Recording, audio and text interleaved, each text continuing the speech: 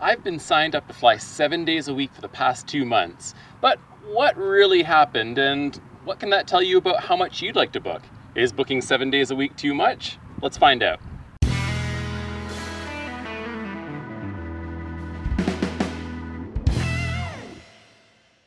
Hello my friends, welcome back to Late Departure. I'm Adam, and as most of you know, this is my continuing journey to become a commercial airline pilot, and it's been an amazing journey so far. I've been having a lot of fun. I'm just reaching the end of my private pilot's license right now, and I've been working really hard at it.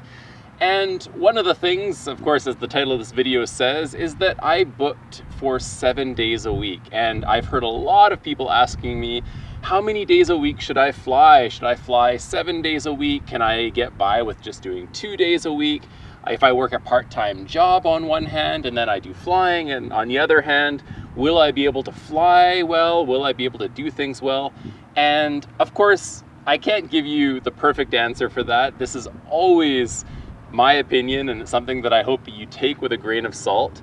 But from my experience here, it's been quite interesting. I really wanted to get my private pilot's license done as quickly as possible.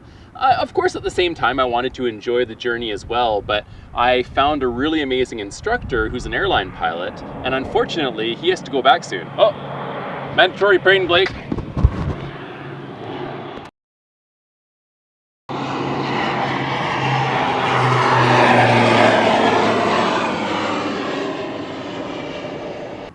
It's good to be back at the Vancouver airport. I haven't been here in 2 months because I've been so busy with flying. So the instructor that I have, he is a commercial airline pilot, and he is just an amazing instructor, but unfortunately he is going to get recalled soon back to the airlines. You know, he was only off because of COVID, and he was doing some flight instructing during his downtime here, and I wanted to learn as much as I could from him as possible, but it also gave me a great opportunity to see, is flying 7 days a week realistic? Is it too much of a load? Is it hard?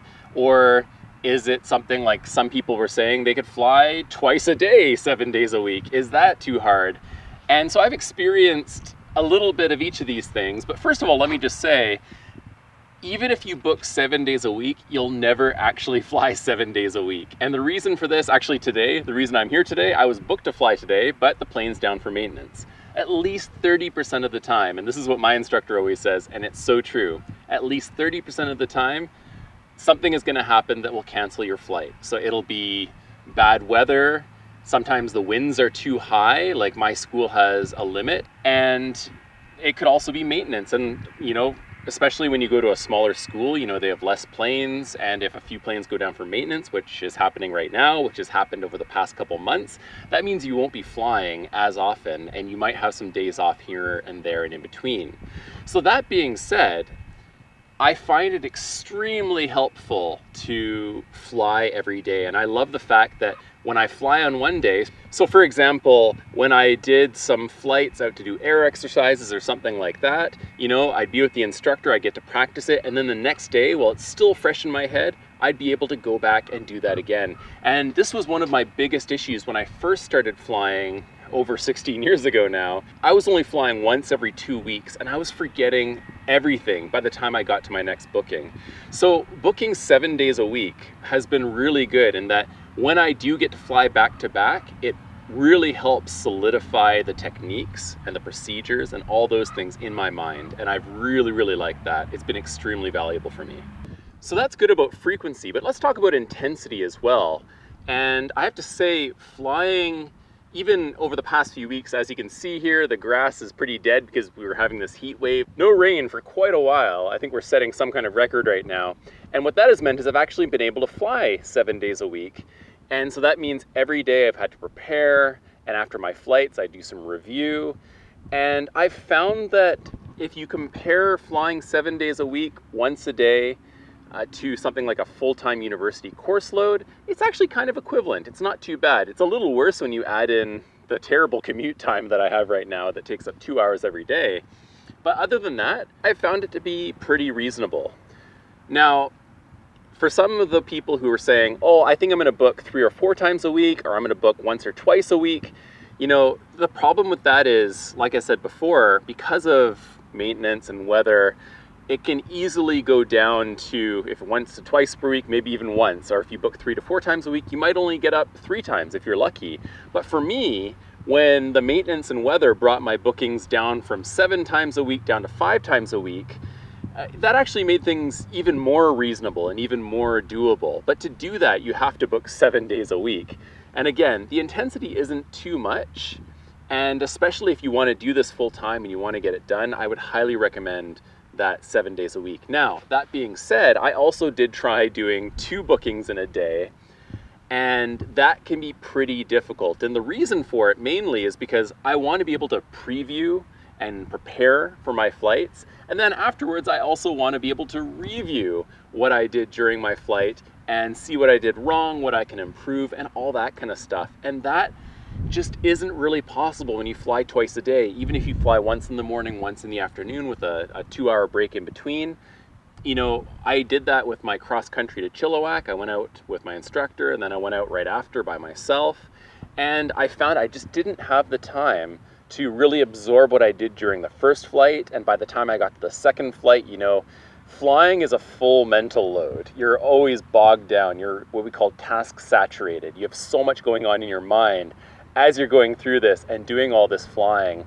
And what that means is it can be really difficult to retain that information. It can be really difficult to review it, especially if you're doing it twice in one day. So from my own personal experience, and remember, take it with a grain of salt, this is just from my experience, I would probably recommend against booking twice in a day. You know, you might finish a lot faster, but will you have all of the knowledge absorbed? Will you be able to learn things properly and be a good pilot? That's really the question you should be asking yourself if you're thinking about attempting this. So ultimately, all of this leads back to the question that so many people are asking me on YouTube and on Discord, which is, how long does it take you to finish your PPL? Or how long will it take you to finish your training?